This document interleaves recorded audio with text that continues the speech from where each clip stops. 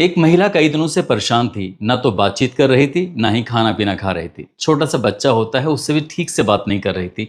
पति होता है, उससे भी ठीक से बात नहीं कर रही थी। और सास और ससुर होते हैं, उनसे भी अच्छे से बात नहीं कर रही थी।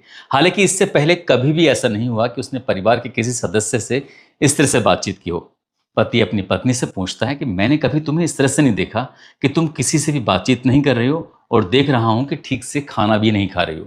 जब पति अपनी पत्नी से बातचीत कर रहा था तो उसे विश्वास में लेके उससे पूछता है, क्या दिक्कत है, क्या परेशानी है, मैं तुम्हारी कोई मदद कर सकता हूँ क्या। पत्नी कहती है कि मैं बताना नहीं चाहती, लेकिन मेरी मजबूरी है। बताना इसलिए नहीं चाहती कि तुम समझोगी कि मैं तुम्हारे माता पिता से तुम्हें दूर कर रही हूँ। जैसे ही पति ने बात सुनी, उसने कहा कि जो भी बात है, अपनी बात मुझसे नहीं करोगी तो तुम किससे बात करोगी। पत्नी सुनती है बातों को सुनने के बाद कहती है कि मैं एक ज्योतिषी से मुलाकात हुई थी। ज्योतिषी ने कहा कि तुम्हें अपने परिवार से थोड़ा दूर रहना पड़ेगा। करीब करीब 4 साल की ये तपस्या है। अगर 4 साल तक तुम अपने परिवार से दूर रह लोगी तो तुम्हारा परिवार पूरी तरह से सुरक्षित रहेगा। यदि दूर नहीं रहोगी तो देख लेना, कोई ना कोई हादसा हो सकता है, किसी की मौत हो सकती, और परिवार में कोई अनर्थ हो सकता है। जब ये बात कही जाती है तो पति इस बात को सुनने के बाद शुरू में तो बड़ा आश्चर्य हो रहा था, लेकिन पत्नी ने पूरी ऐसी बात बताई कि पति को यकीन हो जाता है। उसके बाद वो अपने माता और पिता के पास जाता है और माता पिता को जाकर बताता है कि घर में कुछ इस तरह के अनर्थ होने वाला है, कुछ ऐसी अप्रिय घटना होने वाली है, इसलिए हमें अगले 4 वर्षों तक आप लोगों से दूर रहना होगा। माताजी और पिताजी, तुम्हें इस बात से कोई एतराज़ तो नहीं है। जब बेटे ने अपने माँ बाप से ये बात कही तो माँ बाप कहते हैं कि बेटा कैसी बात कर रहे हो, औलाद की खुशी के लिए माँ बाप क्या कुछ नहीं करते हैं। जहाँ तुम खुश रह सकते हो, जहाँ परिवार ठीक रह सकता है, तुम वहाँ रह लो। हमारी इसमें कोई बेमर्जी नहीं है, हमारी मर्जी हमारे तुम्हारे साथ शामिल है। अब वो व्यक्ति अपनी पत्नी के साथ और 5 या 6 साल का बेटा होता है, उसके साथ अपना गांव छोड़ता है, और गांव छोड़ने के बाद शहर में जाकर रहने लगता है। जिंदगी सब कुछ ठीक ठाक चल रही थी, जैसी उम्मीद कर रहे थे कि ऐसा ही होता रहेगा, लेकिन उस उम्मीद से बात परे हो जाती है। यानी कि घर में एक मौत हो जाती है। घर में जैसे ही मौत होती है, पूरे परिवार में कोहराम मच जाता है। लोग सोचने पर मजबूर हो जाते हैं कि जैसा ज्योतिषी ने कहा था ठीक था तो वैसा ही, लेकिन ये ऐसा हुआ क्यों। लेकिन वो मौत नहीं थी, वो था कत्ल। लेकिन किसी को भी इस बात पर यकीन नहीं हो रहा था, लेकिन माँ और बाप ऐसे थे, उन्हें ये सोच लिया कि ये जो कहानी है ये पूरी तरह से मनगढ़ंत कहानी है, और वो जिद पर अड़ जाते हैं। और उनकी जिद के बाद फिर जांच पड़ताल जो होती है, वो सचमुच कत्ल निकलता है। लेकिन इसमें कोई भी ऐसी गुंजाइश नहीं थी कि वो कत्ल लग रहा हो, ये सिर्फ एक हादसा लग रहा था। और हादसा जब कत्ल का रूप लेता है, ये कहानी, ये घटनाक्रम जब अखबारों के माध्यम से लोगों को पता चलता है, तो लोगों को बिल्कुल भी यकीन नहीं हो रहा था कि वो महिला जिसने कत्ल किया वो इतनी शातिर कैसे हो सकती है। आदाब, नमस्कार, सत श्री अकाल। मैं उस्मान सैफी। 17 जुलाई 2026 की सुबह 6 बजे के आसपास का वक्त हो रहा था। मेरठ में एक जगह लगती है हस्तिनापुर, और हस्तिनापुर में जे ब्लॉक की शकुंतला कॉलोनी है। दामिनी नाम की एक महिला होती है जिसकी उम्र लगभग 30 या 31 साल के आसपास रही होगी। वो सुबह के 6 बजे के आसपास उसकी आँख खुलती है, रसोई जाती है, चाय बनाती है, क्योंकि सबसे पहले उठने के बाद वो अपने पति को चाय पिलाती है। पति पहली चुस्की चाय की लेने के बाद वो बैठा हो जाता है। जैसे वो अपने पति को चाय लेके जाती है, पति को जगाती है, लेकिन पति जागता नहीं है। कई बार आवाज़ लगाती है, लेकिन कई बार भी कोई रेस्पॉन्स नहीं आता, तो थोड़ी परेशान हो जाती है। उसके बाद उसने अपने पति का हाथ पकड़ा, और हाथ पकड़ने के बाद उसे उठाने की जब कोशिश की तो हाथ ऐसे ही छूट जाता है, क्योंकि हाथ में कोई दम नहीं था। वो पूरा शरीर उसका बेदम जो हो चुका था। इसके बाद उसने अपने पति की नब्ज को टटोलने की कोशिश की कि आखिरकार नब्ज चल रही है, नहीं चल रही है, सांस ले रहा है, नहीं ले रहा है। उस महिला ने अपनी तरफ से जो कोशिश कर सकती थी वो कोशिश करती है, और जब वहाँ से कोई किसी तरह का मूवमेंट नहीं हो रहा था तो उसने सुबह सुबह चीखना चिल्लाना शुरू कर दिया। महिला की चीखें सुनने के बाद जो आसपास के इलाके के लोग रह रहे थे, वहाँ तक वो चीखें पहुँच जाती हैं। वो लोग भी एकदम से दौड़ते हुए, भागते हुए, सुबह सुबह, लोग अभी जगे भी नहीं थे, जब इस घर की तरफ आते हैं। आने के बाद देखते हैं कि एक व्यक्ति है जिसका नाम है अतुल पवार, जिसकी उम्र लगभग 35 साल के आसपास है, अपने ही घर में, अपने ही कमरे में बेसुध हालत में पड़ा हुआ था। इसके बाद तत्काल ही उस व्यक्ति को यहाँ से सीएचसी केंद्र पर लेके जाया जाता है, और जैसे सीएचसी केंद्र पर लेके जाते हैं तो डॉक्टर उसको देखने लगते हैं। डॉक्टर ने देखा और देखते कहा कि ये मर चुका है। इसके बाद फिर यहाँ लोग सब के सब हैरान थे, सोच कर परेशान थे कि आखिरकार ठीक ठाक व्यक्ति है, हुआ क्या है। तो उसके बारे में फिर देखा जाता है। देखने के प्रथम दृष्टया ही पता चल जाता है कि इस व्यक्ति की सांप के काटे जाने से मौत हुई है। और जैसे ही सांप के काटे जाने की मौत की सूचना जब डॉक्टर परिवार वालों को देते हैं तो परिवार वालों को बिल्कुल भी यकीन नहीं होता। यहाँ से फिर परिवार के जो बाकी सदस्य होते हैं, क्योंकि जो इस लड़के का जिसका नाम अतुल पवार है, उम्र जिसकी 35 साल के आसपास है, वो हस्तिनापुर से करीब करीब 12 से 13 किलोमीटर दूर एक बहसुमा थाना क्षेत्र का गांव लगता है भंडोरा, वहाँ का रहने वाला होता है। उसकी माँ होती है संतोषी, जिसकी उम्र लगभग 70 साल के आसपास होती है। लड़के की पिता होते हैं जिसका नाम है अजब सिंह, जिनकी उम्र 72 साल के आसपास होती है, जो कि पेशे से किसान होते हैं। और लड़के का भाई होता है जिसका नाम कुलदीप होता है। कुलदीप रिटायर्ड फौजी होता है, जो कि अपने बच्चों के साथ बहसुमा थाना क्षेत्र में रह रहा था। जैसे ही परिवार को ये सूचना मिलती है, परिवार एकदम तुरंत मौके पर आता है। मौके पर आने के बाद अब यहाँ डॉक्टरों से वही बार बार परिवार वाले पूछ रहे थे कि डॉक्टर साहब क्या हुआ था, कुछ तो बता दीजिए। डॉक्टर साहब जो पहले बताया था, डॉक्टर साहब उस बात को फिर से रिपीट कर देते हैं कि हाँ, आशंका जताई जा रही है कि इसकी सांप के काटे जाने से मौत हुई है। जब सांप का काटे जाने वाली बात आती है तब उसके बाद फिर सपेरे बुलवाए जाते हैं। और सपेरे बुलवाने के बाद जिस कमरे में वो लड़का सोया हुआ था, तो सोने उसी ही कमरे की फिर तलाशी ली जाती है। तो आज सचमुच एक सांप निकल के आता है। वो सांप बड़ा जहरीला किस्म का सांप था। साइज भले ही उसका छोटा था, लेकिन वो था बड़ा खतरनाक। और उस सांप ने उसे एक नहीं बल्कि 2 जगह काटा हुआ था। जो सपेरे होते हैं, उन्होंने उस सांप को अपने कब्जे में ले लिया। और कब्जे में लेने के बाद फिर यहाँ से वो सपेरे तो चले जाते हैं। लेकिन जो माँ और बाप होते हैं इस लड़के के, जो मर चुका है, माँ और बाप को बिल्कुल भी यकीन नहीं हो रहा था। माँ बाप ने कहा कि जब तक हमारे बेटे का पोस्टमार्टम नहीं हो जाएगा, जब तक पोस्टमार्टम की रिपोर्ट नहीं आ जाएगी, वहाँ से जब तक क्लियर नहीं हो जाएगा, तब तक हम इस बात को मानेंगे नहीं। आखिरकार उन्होंने जब जिद कर लेते हैं तो पुलिस मौके पर आती है। पुलिस मौके पर आने के बाद इस लाश को कब्जे में लेती है, पोस्टमार्टम कराया जाता है। और पोस्टमार्टम की रिपोर्ट से ही पता चल जाता है कि सांप के काटे जाने से ही इस लड़के की मौत हुई है।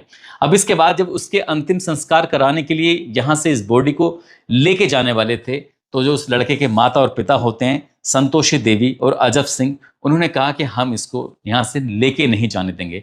यानी कि इसकी अर्थी आज इसकी चिता जलेगी ही नहीं जब तक पुलिस नहीं आएगी और पुलिस हमारे सवालों का जवाब नहीं दे देगी। जब इस तरह की बात आती है तो फिर नज़दीकी पुलिस स्टेशन जो लगता है, साथ ही जो सर्किल ऑफिसर होते हैं, एसएचओ और सर्किल ऑफिसर मौके पर पहुंच जाते हैं। वो आने के बाद बुजुर्ग दंपति से पूछते हैं कि आखिरकार तुम चाहते क्या हो। तुमने कहा पोस्टमार्टम होना चाहिए, पोस्टमार्टम हो जाता है। तुमने जो भी कहा हम तुम्हारी सारी बात मान रहे हैं, अब तुम इसका अंतिम संस्कार का विरोध क्यों कर रहे हो।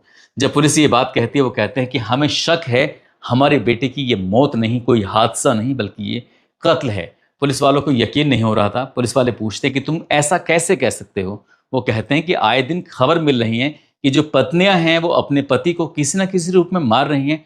हो सकता है कि हमारी बहू ने भी हमारे बेटे का कत्ल किया हो। तो जिस व्यक्ति ने भी ये बात सुनी, उन व्यक्ति को यकीन नहीं हो रहा था कि बुजुर्ग दंपति आखिरकार किस तरह की बातें कर रहे हैं, ये महिला अपने पति को क्यों मारेगी। लेकिन बुजुर्ग दंपति जिद पर अड़ जाते हैं। और जब जिद पर अड़ जाते हैं तो पुलिस को आखिरकार इस मामले में जांच आगे बढ़ानी पड़ती है।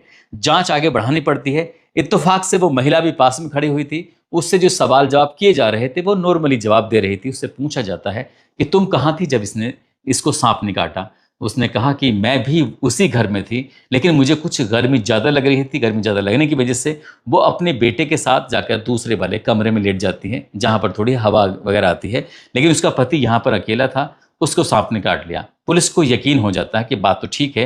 लेकिन अचानक ही पुलिस के दिमाग में क्या आता है कि जो उसका मोबाइल था, पुलिस उसे अपने हाथ में लेती है। और मोबाइल लेने के बाद वहाँ पर एक्सपर्ट थे, जो सर्विलांस के एक्सपर्ट होते हैं और फोरेंसिक के एक्सपर्ट थे, वो मौके पर मौजूद थे। अब उन्होंने क्या काम किया कि उस मोबाइल को उन्होंने देखना शुरू कर दिया। और जैसे ही मोबाइल को देखते हैं तो पुलिस एकदम से सन्न रह जाती है। सन्न इसलिए रह जाती है कि एक फोटो होता है जो व्हाट्सएप के माध्यम से आया हुआ था। वो फोटो एक बोतल का होता है और बोतल को जब गौर से जूम करके देखा जा रहा था तो उसके अंदर एक सांप था। अब पुलिस वाले इसी बात को देखते हुए हैरानी में पड़ जाते हैं। क्यों हैरानी में पड़ जाते हैं? क्योंकि अभी जो सपेरों ने सांप पकड़ा है, उस सांप का जो फोटो लिया जाता है और इधर जो ये सांप का फोटो जिसके मोबाइल में पहले से ही मौजूद था, वो दोनों मैच कर जाते हैं, यानी कि बिल्कुल एक जैसे होते हैं। अब पुलिस को भी यकीन हो जाता है कि बुजुर्ग दंपति ने जो बोला है वो तो बात बिल्कुल सच निकल आई। अब पुलिस ने उस महिला का जो नंबर था वो सर्विलांस पे लगाया और सर्विलांस लगाने के बाद उससे उसका जो CDR था, यानी कॉल डिटेल्स रिकॉर्ड जो थी, जब निकलवाई जाती है तो पता चलता है कि एक स्कूल है जो उन्हीं उन्हीं इसी दामिनी नाम की महिला का, उसके पति का जो स्कूल है, तो उस स्कूल में एक ड्राइवर भी आता है, यानी कि एक नौकर है। उस नौकर जो ड्राइवर से इस महिला की बहुत ज़्यादा बातें होती हैं, इतनी बातें होती हैं कि इतनी बातें तो वो महिला अपने पति से भी नहीं करती थी। बस यहीं से थोड़ी शक और बढ़ जाता है, और जब पुलिस ने उस ड्राइवर को भी अपनी हिरासत में लिया। उस ड्राइवर का नाम होता है तुषार उर्फ निकी, जो कि इन्हीं के स्कूल में, जिनका अपना एक स्कूल है जो कि नर्सरी से लेके कक्षा 5 तक का होता है, उसी स्कूल में वो ड्राइवर का काम करता है।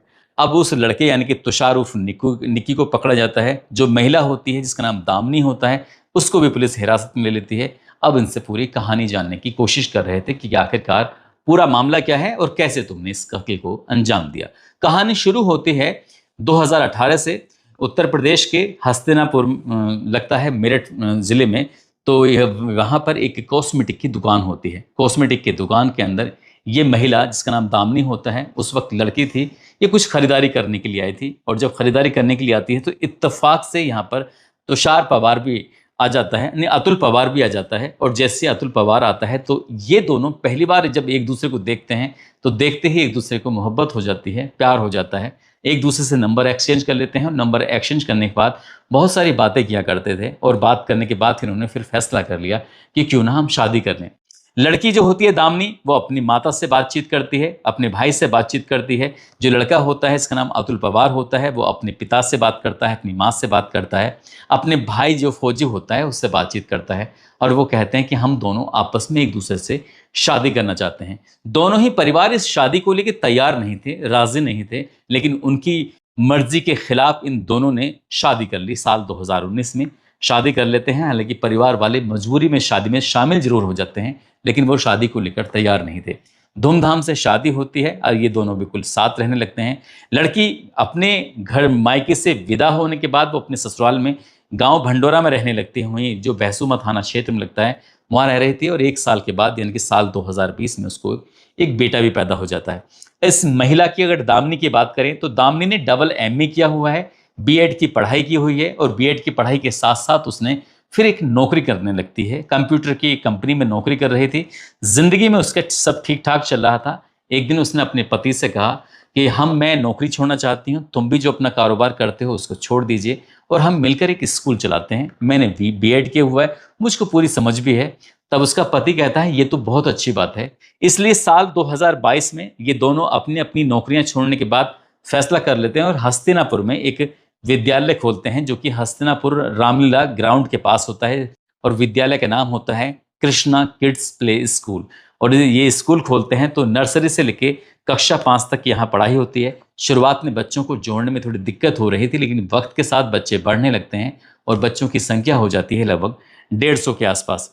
पति और पत्नी इस विद्यालय को आगे बढ़ाने के लिए पूरी शिद्दत से, पूरी ईमानदारी से लगे हुए थे और सब कुछ ठीक चल रहा था। साल 2024 की बात है। तुषार उर्फ निक्की नाम का एक व्यक्ति होता है, वो इनके विद्यालय में जाता है। विद्यालय में जाने के बाद कहता है कि साहब मुझे नौकरी की ज़रूरत है, मैं आपके यहाँ पर नौकरी करना चाहता हूँ। तो वो जो दंपति हैं वो कह देते हैं कि हमें कोई दिक्कत नहीं है, कितनी सैलरी लोगे? तो बोले हम जो भी आप देना चाहो। तो 10,000 रुपये प्रति महीना के हिसाब से वो सैलरी के लिए तैयार हो जाता है। और उससे पूछा जाता है कि तुम रहते कहाँ हो? तो अपना गाँव बताता है, मैं कोहला का रहने वाला हूँ, लेकिन फिलहाल वो हस्तिनापुर में रामलीला ग्राउंड है, उस रामलीला ग्राउंड के ही पास में रहता है। तो यहाँ पर ये व्यक्ति रहना शुरू कर देता है। लेकिन जैसे ही इसने यहाँ पर एंट्री करता है तो इसकी बातें इस दामिनी नाम की महिला को इतनी ज़्यादा पसंद आती हैं कि उसका पति से तो मोहभंग हो जाता है और इस ड्राइवर की वो इश्क में पड़ जाती है। और ऐसे इश्क में पड़ जाती है कि वो अपने पति को बिल्कुल पूरी तरह से भूल जाती है। और जब भी मौका होता था तब वो उससे मिलती थी, बातचीत करती थी और दोनों के बीच में अवैध संबंध भी स्थापित हो जाते हैं। और इस बात का किसी को भनक तक नहीं था। लेकिन पति और पत्नी जो होते हैं वो स्कूल से अपने गांव जुड़ जाया करते थे। डेली का आना जाना ये सिलसिला चलता रहता था और वक्त का पहिया ऐसे ही आगे बढ़ रहा था। तभी उससे पूछा जाता है कि तुमने जो मुझसे रिलेशन मेंटेन किए हैं तो वे क्यों किए हैं? वो कहता है कि मैं ज़िंदगी भर तुम्हारे साथ रहना चाहता हूँ। लेकिन वो तुषार खुद भी शादीशुदा होता है। जब स्कूल की मालकिन दामिनी जब ये बात पूछ रही थी, उसने कहा कि आप आगे क्या करोगे? उसने कहा कि मैं अपने पत्नी को तलाक दे दूंगा और मैं तुम्हारे साथ शादी करना चाहता हूँ। लेकिन जब आज शादी की आती है क्योंकि ये जो अतुल पवार होता है, अतुल पवार ने विद्यालय खोलने में पूरी मेहनत की थी, उसका बराबर का शेयर था, सब कुछ वो मालिक होता है। तभी उसने फैसला किया था कि मेरे पति की लगभग 20 लाख रुपए की बीमा राशि है, अगर उसे कोई हादसे में मौत हो जाती है तो 20 लाख रुपए मिलेंगे, हमें आगे बढ़ने में और मदद मिल सकती है और मेरा पति रास्ते से भी हट जाएगा। इसलिए कुछ ऐसा काम करते हैं कि इस पति को रास्ते से हटाते हैं। और रास्ते से हटाने के लिए उसने बहुत बड़ी संख्या में, मतलब मात्रा में रिसर्च करना शुरू कर दिया। बहुत सारी डॉक्यूमेंट्री देखना शुरू कर दिया, फिल्में देखना शुरू कर दिया, थ्रिलर फिल्में देखती थी और बहुत सारी तैयारी कर रही थी। अभी तक पूरे देश भर में पिछले 1 साल में जितनी भी घटनाएं घटी हैं पतियों को मारने वाली, उसने उनसे बढ़िया एक बेहतरीन प्लानिंग की कि वो खुद ना पकड़ी जाए, और ऐसी वो प्लानिंग कर रही थी। और इस प्लानिंग में वो सक्सेस होने के लिए कोशिश कर रही थी। एक दिन उसने अपने पति का रोड पर एक्सीडेंट भी करा दिया, और एक्सीडेंट कराया तो उसका पति बच जाता है कि उसने हेलमेट पहना हुआ था।